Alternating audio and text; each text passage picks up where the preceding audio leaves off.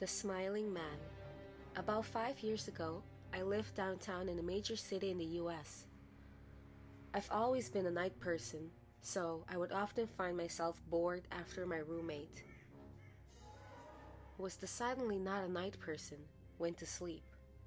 To pass time, I used to go for long walks and spend time thinking. I spent 4 years like that, walking alone at night, and never once had a reason to feel afraid. I always used to joke with my roommate that even the drug dealers in the cities were polite. But all of that changed in a few minutes of one evening. It was a Wednesday, somewhere between 1 and 2 in the morning, and I was walking near a police-patrolled park quite away from my apartment. It was a quiet night, even for a weekend, with very little traffic and almost no one on foot. The park, as it was most nights, was completely empty. I turned down a short side street in order to loop back to my apartment when I first noticed him. At the far end of the street on my side was a silhouette of a man dancing. It was a strange dance, similar to a waltz, but he finished each box with an odd forward stride. I guess you could say he was dance walking. He headed straight for me. Deciding he was probably drunk, I stepped as close as I could to the road to give him the majority of the sidewalk to pass me by. The closer he got, the more I realized how gracefully he was moving. He was a very tall and lanky and wearing an old suit. He danced closer still, until I could make out his face.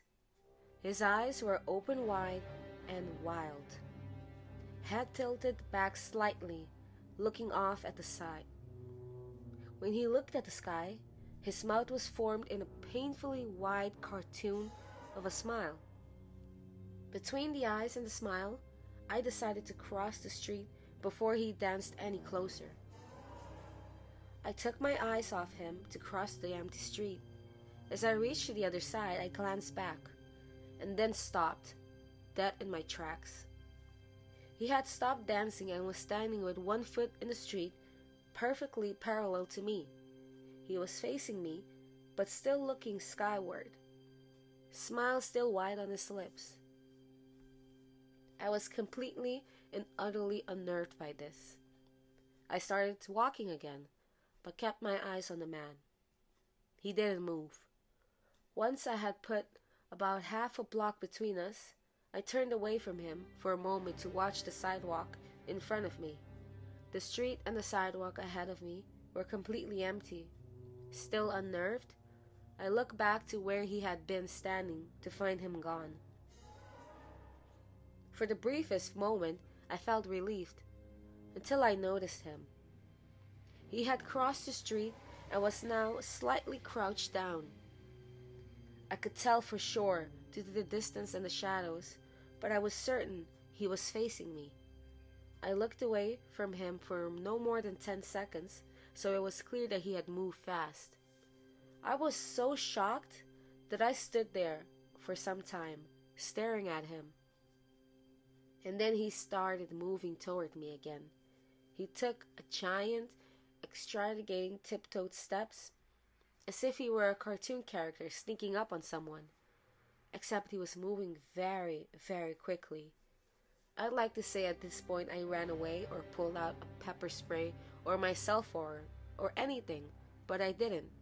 I just stood there completely frozen as the smiling man crept toward me. Then he stepped again. He stopped about a car length away from me, still smiling, his smile, still looking to the sky. When I finally found my voice, I blurted out the first thing that came to mind. What I meant to ask was, "What do you want?" in an angry, commanding tone. What came out was, "What?"